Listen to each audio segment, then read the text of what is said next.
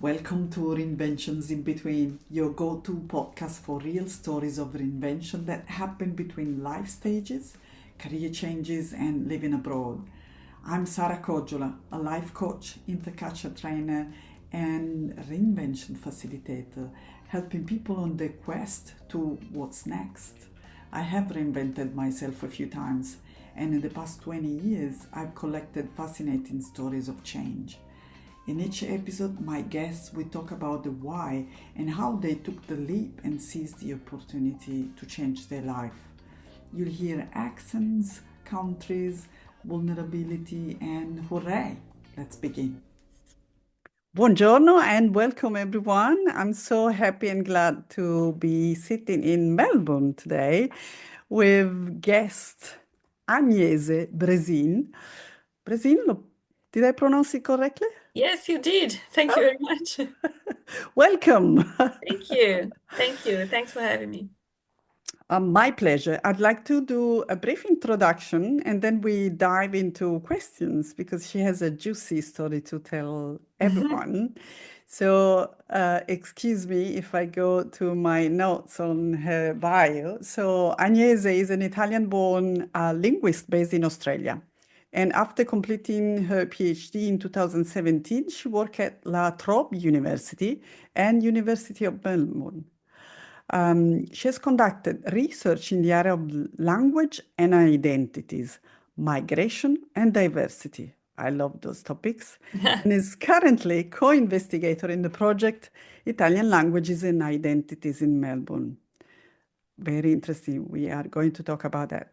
But this very year, 2025, she founded Buongiorno Bimbi, a new language school offering Italian for kids in Melbourne. Yes. How come? Why this decision? What is the project behind Buongiorno Bimbi? I did my PhD here in Melbourne, and this is, I've always had a passion for languages. All of my experience revolves around languages. But after trying to have a career in academia for maybe 12 years, so after my PhD, yeah, I gave it a good go. I had two babies and I had some pretty rewarding experiences, but it was never, I haven't managed to find a full-time, I'm not a full-time, sorry, a permanent job. I've applied for many jobs, postdocs, and it was never successful. So it was only temporary work, replacing someone on maternity leave, and always really good feedback, but never really landed a proper job. So I gave myself another year or two, and then I've been wondering about a change of career for quite a while. But then just it was a couple of things that happened in a row, a couple of disappointments in a row, and then I realized it was the right time to make a move. I bet it must have been frustrating at first to make this decision, or at least even to start searching for a different opportunity. But searching for opportunities is the key of success sometimes. Absolutely. I have to say that the frustrating part was not getting the jobs that I was applying for. And then I actually realized, but do I really want that job? Is it really me? Because I don't know, it might be just a psychological mechanism that you have been rejected, so then you want to reject that world as well. But I started thinking that maybe that's not really what I wanted. It's not really me. I don't know. It's a really it's a beautiful world, but I was also thinking how useful is that for the world to have a career just revolving around describing languages. I don't know.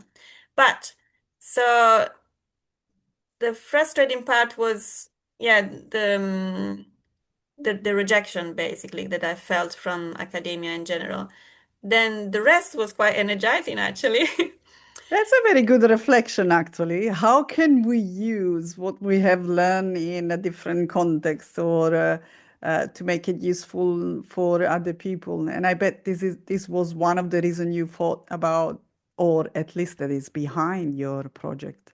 Yeah, so at that point, when I realized that I had enough of trying in finding my own place in academia, then I was at the point where I had to make some choices about which direction to go. You know, I like languages, but where should I go?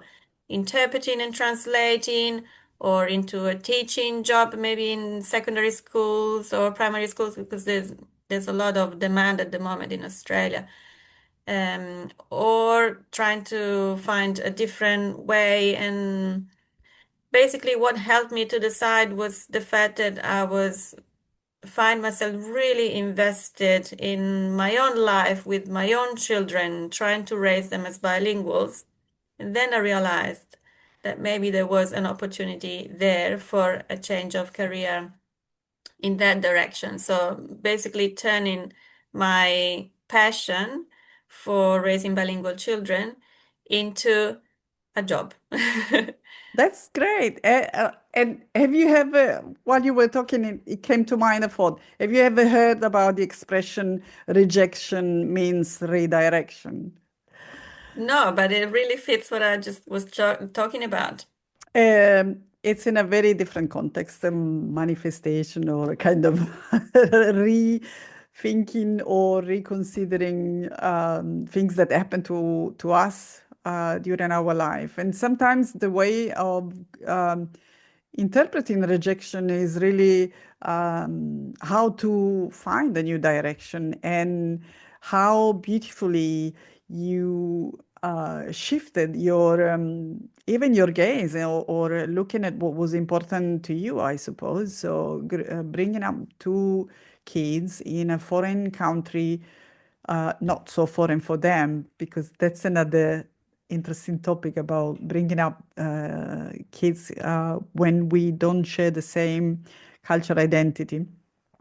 But that was something priority, number one, probably for you. And you saw that passion connected to your values. We talk about values in coaching and how these become for us like our north. And so when we work aligned to those values, sometimes not always easy, but definitely is more rewarding and we find the motivation every day. Absolutely. For me, it was just realizing I have been facilitated in this by my partner who said, why don't you turn this into a job? If you can't find a job, then make your own job. So he was very encouraging in this comment. And there's another aspect that is really vital. So when I said that what I was already doing, that could become a job. So I mentioned raising bilingual children, but there's another aspect that is really crucial, which is the fact that in the last year or so, maybe 1 year and a half, I have been actively connecting with a bunch of Italian-speaking families in the surrounding areas where I live. So I have been building this community. I did not have any business in mind when I did that. It was just the realization that to raise bilingual children, I'm gonna, make a big effort in my home, but to normalize the language, you need to speak it outside the home. Otherwise, the child would learn that, okay, Italian is the home language. And then when I'm outside the home, I'll speak English because we live in Australia and it's only natural to do so. But if you hang out with other Italian speaking families, then the children will realize that, oh, actually, Italian is a community language. It's not just my family language. So building this community with kids of the same age, a similar age, who live in the same area, so you can catch up for play dates and have fun together and read Italian books together, eat Italian food together, play Italian games together. All this has been creating this enormous momentum, and this group has been growing and growing. There's around 80 families now in the WhatsApp group. that I facilitate. And this is an incredible energy. And I can't stress enough the amount of good stuff that is coming out of this community. I keep receiving messages from the members saying, Agnese, we can't thank you enough. I made really good friends, and other people found what they needed. It could be a pram, it could be a car seat, or, advice on visa or dentist for children, all these things. And the fact that we are feeling home in here and makes a lot more sense when you share it with others who are in your similar situation. So that also made me think, wow, okay, there's such a positive response. It's not just meaningful to me and to my family. There's a whole lot of other families who can relate to this and can really feel that they belong in this community. If we just build it a bit more and just hang out with each other a bit more, as simple as that. I love it, and I love the fact that you mentioned the sense of belonging, which is one of the very first feeling that most of the newcomers don't have and they struggle with. And so building this community, you not just help yourself and your family, but you're serving a bigger community that is a welcoming place for them. And I can just imagine the ripple effect of working at least at creating those values all around you. Um, and that brings me a thought about how most of the time we struggle in finding ways of rethinking our professional identity or how we can contribute. And the simple thing is just thinking about going inward, back to ourselves, and think what matters to me. So, what is important, what I value, what is, and also in this time, the life phases, if we think, when we have babies, we have needs that are Yeah. specific to this age and this specific life phase. And when we move towards maybe when you are 40 or 50, completely different. If you have teenage kids, you might have more time for yourself and you can also be interested in other topics. So I'm not there yet. that's my I'm there. But just to say how it's easy really to go back to ourselves and find inspiration and find ways of be the bridge um, Yeah. to the local culture as well, Hmm. be the bridge and find and create what we would like to find for ourselves. Hmm. And then, yes, um, you're also not just helping other families keep the Italian alive in their households, but you're also helping creating this new identity for those kids. But I wanted to pick your to have your insight as a linguist. Okay. So we know that every Italian person would like their kids to learn the language. But there's a big stress on that because the kids who grow up in a different country, they are totally present to their everyday life. Yeah. They are immersed in the language of the country they live in. Hmm. Um, but not just Italian. Can you just give some of the findings, which I know they go to problem solving, other skills, and neuroplasticity? What are the other benefits of being bi or multilingual that can be interesting for parents to know? Well, you mentioned a couple already, but for me, I just can't help going back to the concept of belonging. So when you know who you are and you know who you're from, and you know that you're half Italian, you're half Australian, it makes a lot of sense. You just feel comfortable in yourself. You don't need to hide the fact that your mom is a migrant. You don't need to hide the fact that maybe she doesn't speak English the same way as your teacher does. And you don't need to hide the fact that for a month, a year, you disappear and then you come back with a weird accent. So there's all these aspects of your identity that are there, and they're there to be celebrated. It's wonderful. It's very rich, important richness that we have. And bilingualism is just the key and the proud expression of multiculturalism. So basically, a child who is comfortable with themselves being half Italian and half Australian, they can position themselves as someone who is interculturally trained. They know what diversity is and they value it and they celebrate it. And hopefully, the really long-term goal, or let's say the long-term super positive effect for me, is that they will be able to celebrate diversity in all its aspects. So once you have learned that there's not only one way to say things, there's not only one way to view the world, at that point you welcome all diversity, and that includes all other communities, disabilities, gender fluidity. So hopefully to create that frame of mind that is not rigid, there's only one truth, but just to be able to be open and accept all diversity, really. Oh, beautifully said. I really love that. And I think it's also another way of seeing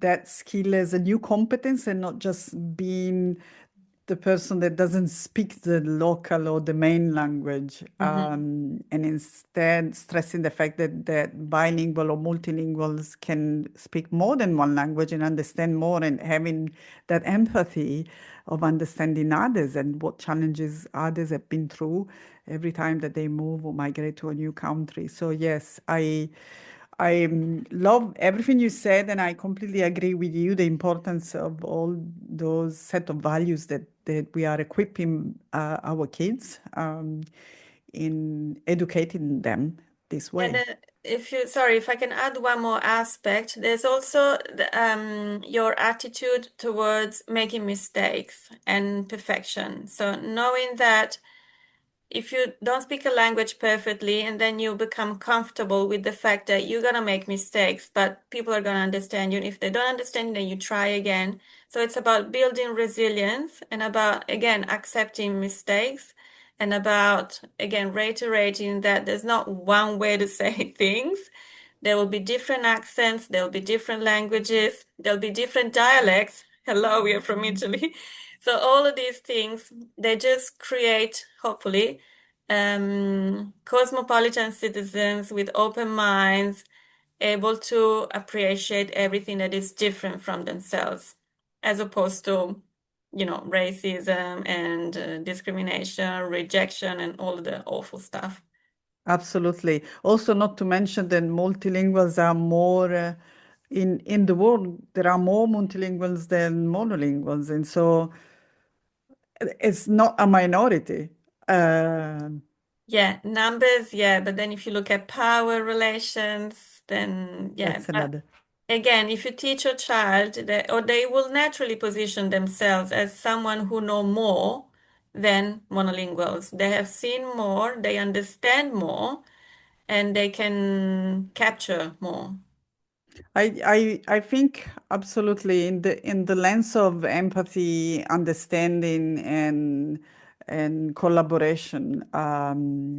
It's also a key to make those concepts be more available to everyone. And I've seen myself to become an advocate for my kids in school here, especially here, because at the beginning when we arrived, most of the teacher in school thought that my kids couldn't speak fluently the language, and they were always stressing the fact that they need to adapt and integrate. Whereas I was trying to explain the teacher themselves that my kids were actually using two or three. Would you say this registro in English language? Registers, Uh, Maybe a different term. But yeah, anyway, they were using two or three languages at a time and making the sense systems, of yeah. not known words for them. It was just a thinking moment and not a completely blank Yeah. moment for them.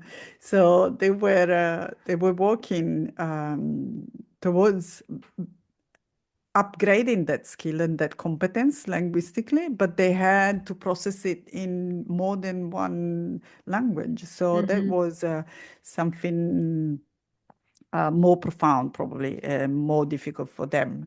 Hmm. Um, Fascinating. But yes, if we go back to talk about your project, can I ask you um, a few more questions? So, how have you planned the shift? Have you quit your academia career? Have you started in small steps? What was your project coming to life? So at that point, when I decided that I was going to try to open a school, an Italian school for kids, my involvement with academia was already um, composed of a number of small jobs. So whether it's tutoring job just for the semester or some research work for particular projects. So it hasn't been a definite stop, but a gradual transition. On top of the work in academia, I also have a number of other bits and pieces, freelance jobs that I have as a consultant or proofreader or author. So there's a combination of things. They all revolve around languages. So there's no mistake in that. But it does help, especially the financial side of the transition. So I'm in a very lucky position that I don't need to worry too much about um, the finances. Also, I have found an arrangement in which opening this business does not involve a lot of investment, economic investment. It's very limited. So I'm quite relaxed from the financial side of things. So I have all these bits and pieces that keep me afloat economically and then pay the bills. And then I can invest my time and efforts in creating this new business and build it gradually. Because at the beginning, obviously, it's not paying the bills yet. It's been a very recent move. So just to gradually increase the business, keeping the other bits and pieces going. Which is something that we often suggest and recommend in the episodes. That is a good idea to keep a foot in your previous business, or if you can have um, if you keep consulting or freelancing, it's a good way to also keep a network open and active, Yeah. so you can relate to other people to seek out for jobs, and then at the same time you can taste and the new project you're going to build, and give yourself the time to see if the market is ready for your idea. Mhm. How many, and I bet you have done a market research also, understanding the population that has a need or want um, to take classes in Italian for the little ones. Mhm. So this way of approaching a career transition is probably the safest one, and also implies that you have less stress in quitting, completing completely a source of income and Yeah. having an opportunity to test a new project. Yes, absolutely. And the choice of, how much you want to put into the new business for my particular case was also influenced by the availability of venue to run this business. So, for example, I was looking for venues that were suitable in the northern suburbs because this is where my community is, and this is also where I noticed that there wasn't any language school for, sorry, Italian language school for kids yet. So when I was looking for venues, then I was limited by the fact that there were not many available. So it has to be in the morning because the young kids that you need to put them in, so, a new environment in the morning because in the afternoon you never know when they nap, if they've napped, if they're not in the right mood. So it had to be in the morning. Most of the venues were busy in the morning. And then when I finally found the venue, this is only open on Mondays and Fridays. Sorry, free on Mondays and Fridays because then the other days of the week they run their own childcare services. So it was a combination of what was available and what was I ready to do. So 2 days a week, okay, it's fair enough. It's a good compromise. I can give it a go. And then Wednesdays, my little one is with me or with my partner. So it was a good compromise that I found. So you kind of need to find your way in whatever is available at that specific time. Great, great tip and great suggestion. I think it's the best way to also look locally, as you said. Most Yeah, of the time, the local resources are great, and I'm amazed how Australia for this is welcoming to new business same. idea. Yeah, And I wanted to reconnect to something you said before about your partner suggesting to start a business and stressing how it is easy to start a business in Australia. Not that you have to have the guarantee that it works. That's a different, but at least you can start with a very little amount, and the following day you can run your project, and if there's market, it could work. absolutely. That's it's an actually my partner said another thing. So from my partner is from Australia and he runs his own business. He's a sole trader doing gardening and garden maintenance. So there's another very encouraging thing that he said, coming from his own perspective. And he said, you can definitely find, create your own business. You get all the skills. It's not hard. You don't need to hire consultants here and there. You can just give it a go if you've got some ideas. And so that's exactly what I did. I was encouraged by him, and I did take a good look at myself and my skills. Okay, I'm quite an organized person. I can run things, I can book venues. I can probably try to do something on social media to promote it. And also, I'm from Italy, and in Italy, if you need to open a business, you need to hire an accountant, a commercialista. There's all these steps that you need to do. It looks undoable. It's not feasible. You just give up. It's gonna cost a lot of money. Whereas in here, it's really easy that if And give it a go. So you were mentioning how also having this different perspective and looking at the opportunities in the host country. So we are Mhm, talking not just about Australia, but everyone who is listening now, think about the country you are in, or if not based in your country, some people now are doing digital work or remotely, any sort of work. So mhm, the reference market might be different, not just the country they are living in. absolutely. So use that growth mindset and think where I can market my services. And especially, you were also saying, um, talking about your, yes, so um, not just the opportunity that you have locally, and you were mentioning about the community that you were building, and you found this learning center that gave you possibility to open a couple of days per week, so you were testing um, this project. Another thing that I was curious to talk about a little bit, your competencies that your partner said you have all the skills, Yeah. and you can just use it with a different audience. So not in academia, but with kids.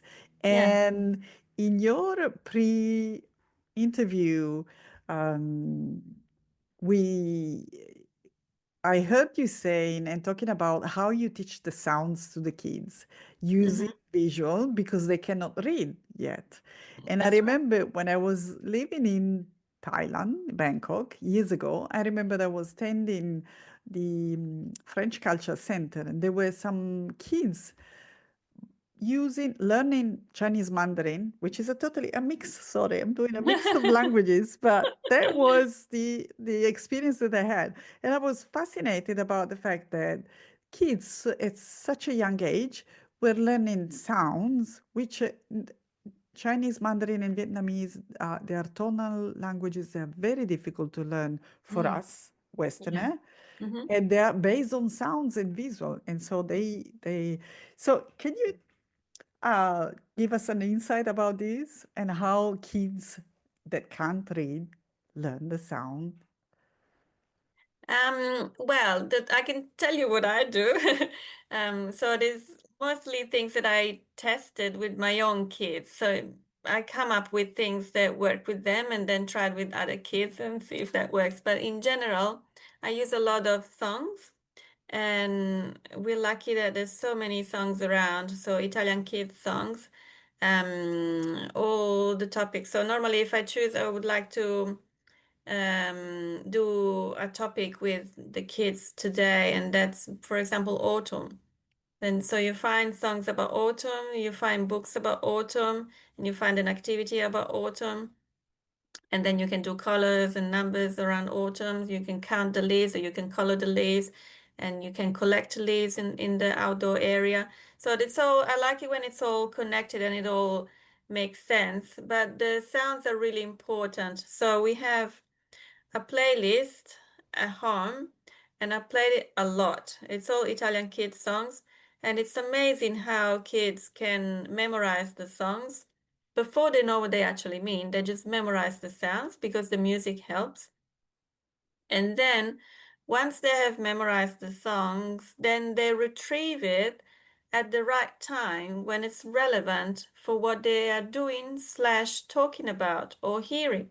So it's amazing how they can identify the dry leaves, the dead leaves, and the colors and the season, and it all makes sense to them. I don't know, it's really fascinating. They have these fantastic brains with their databases, and they're able to make connections, and then they surprise you, and they have retrieved the right song which talks about the same thing, or they have made a connection, or they have realize that the first letter of that word is the same as the first letter of the other word, and I have seen it written in the alphabet chart, which is in another language, but it's the same similar word. It's a cognate.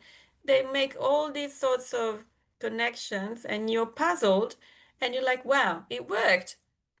And sometimes it works in unexpected ways, but the main thing is that they have fun, because that's the really the main thing, because otherwise they don't want to do it, they don't want to come back, they don't want to listen to that song, they don't want to hear you talk, read those books in the different language.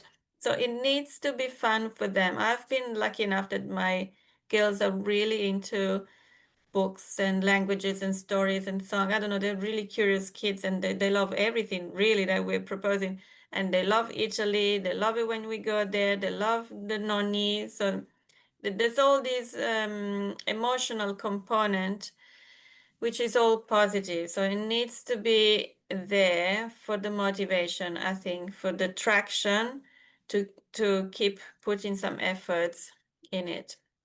And that goes into the social emotional learning Mm. benefits. And when you were talking about all these connection in my mind, I was visualizing the brain synapses. That's right. And so there's so little that we know what's going on in the little brain, but they're working at speed of light Yes, when and they they're remember learning. things that you said maybe 1 year ago, or a person that they met long time ago, but it was that little incident that they remember. I don't know, they really pull out memories from out of nowhere, and you're like, wow, you remember that we bumped into that person in a different context, and they said that word, and that's the same word that we're talking about now. It's incredible. Amazing creature. So glad to have them around, and we just have to learn from them. That's right. It was an amazing conversation. I have just two more questions Sure. that I'd like to go. into to let the people know what's your biggest learning since you made that shift or you open up to work in a different um, context with your skills.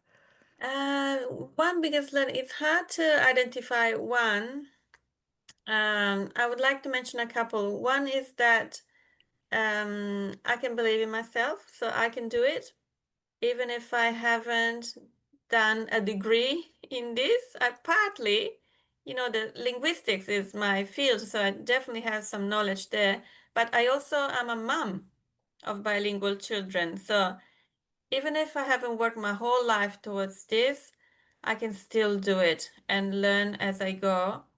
If I feel confident enough, if I'm supported enough, and if I have bounced my ideas off other people who I trust, whose opinions I trust, and they all said, definitely you can do it, you can do this and that, little tweaks here and there. And then if it all makes sense, I can just do it and give it a go. The other thing that I need to learn is the emotional side of it. So Mm, if it doesn't work, then I need to be prepared to give it up. Or everybody say you need to give it at least 1 year before you give it up. So I need to prepare or try to be prepared for the emotional side of it. If one day I have zero bookings, then I might feel sad. Or if a customer who has come regularly for 5, 6 weeks, then they drop out, I need to deal with that.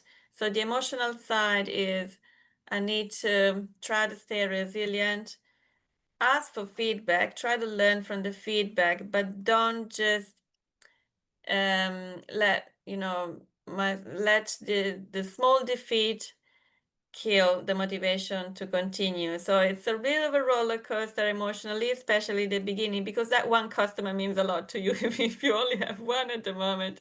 absolutely. And not be attached to the negative connotation that we might come up. Also, I think from a mentality point of view, so if that happens, I suggest maybe look um, at the learning. So looking at that situation with the learning lens, what am I learning from this not having a new customer this week? Or on the opposite, if I have this new free time, I don't have a class, but I have free time. What I can do in this free time, maybe prepare for a new marketing campaign or trying to propose something new. So if we try to shift from a negative perspective and we look at what is possible, yes, and uh, we are just detached, so not be so attached to what is um, our previous way of interpreting reality and see what can come up without being attached to the outcome. Um, Yeah, that old chestnut of managing expectations, right? If you have an expectation to have that number of customers every week, and then if that expectation is not met, then the disappointment arises, Of right? course, Yeah. which of course it needs to be on the business plan because we always says in this podcast, don't start a new business without being prepared. So be prepared, but also learn how to be prepared to disappointments or roadblocks, which is a more mature or more resourceful way of facing a new reality, especially in this era of non-linear careers, because we have seen that having the same job throughout our life is no longer the trend, is no Yeah, longer that's a right. reality, and our ability or flexibility, ability to adapt or flexibility to adapt is the key here. Yeah, and the Um, other thing is to zoom out. Like if this week hasn't been really good, what about the month? What about the term, the trimester, So you can zoom out and say, okay, this is just a wavy line and I can just ride the wave. But then, as you said, not being too attached to what is happening today because that might not mean a lot, or it might mean something different, like you said, shift in the perspective. Absolutely. All these little tools that can be used to make our life easy and also to be kind to ourselves. We are actually daring to do something new. So Mhm. it's not something that everyone gets the opportunity every day. But when we had the courage to try and go for it and not be discouraged or quit at the Mhm. first challenge. I'd like to close this beautiful interview and asking a question that wasn't in the questionnaire, and it's a fun one. Okay. I don't know if you remember the movie Sliding Doors. Right. Well, you're just at the beginning of this um, new project, but imagine if you ever had that, taken that other perspective at the door, where would you be? If I hadn't choose this New career, project. okay, new project, I have no idea. I would probably try maybe the translation route. So I'm actually a qualified translator in Italy, but not in Australia. So I would need to get a qualification over here and then maybe join an agency or trying to do some freelance. Yeah, so it's a work that I like, but I wouldn't be as excited as I am now. So translation work for me is a bit lonely. You're just sitting at the computer for hours on end. And yeah, you if the author is available, then you can talk to them and then that's great. You know, a beautiful relationship can emerge from there. But working with kids, there's so much more energy, so much more movement. There's a lot of laughter, and you are amazed at what they do in every minute that you spend with them. So this is much more in line, aligned with my current stage of my life. So it makes a lot more sense to do this now. Absolutely, I love it. And then you brought up another resource, by the way, when you mentioned. So we are full of resources that we just need to dig into ourselves and look at it with growth mindset or rich and abundance perspective instead of a scarcity one. And I think Mhm. it's the best way to progress because every career shift or adaptation, as we can call it many ways, it's always an evolution of what we've been before. And we are not throwing away everything that we've been in general. But Mm. thank you so much. Can you tell everyone who is listening where they can find you if they are in Australia, Melbourne, your socials? For sure. So the school is called Buongiorno Bimbi, and the website is buongiornobimbi.com.au, and Facebook page Buongiorno Bimbi, and same with Instagram. So I look forward to seeing everyone there. Please follow me, have a look at my reels. Feel free to comment. I'm really new at all the social media marketing stuff. But yeah, if you wanna like or follow me, that helps with the small business, especially when they're this young. Thank you so much.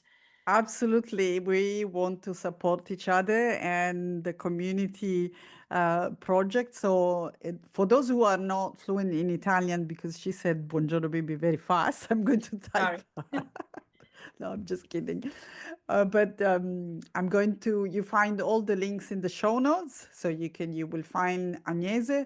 Um, um, Click like, follow on social media, and send us your question or let us know what you like about this episode. And we want to hear from you. Thank you so much. Agnese, it Thank was a you, Tara. beautiful episode. Thank you. Thank you, and bye, everyone. Stay safe. Ciao. Ciao. Thank you for listening. Now, I want to hear from you. What's your number one takeaway from the conversation with my guest? We would love to hear your comments. You find all the links in the show notes. If you're curious about reinvention, go download my free guide, your first steps. Don't forget to hit subscribe where you listen to your podcast, and you'll get inspired on how you can navigate change in your own life. Find more information and resources at between-cultures.com.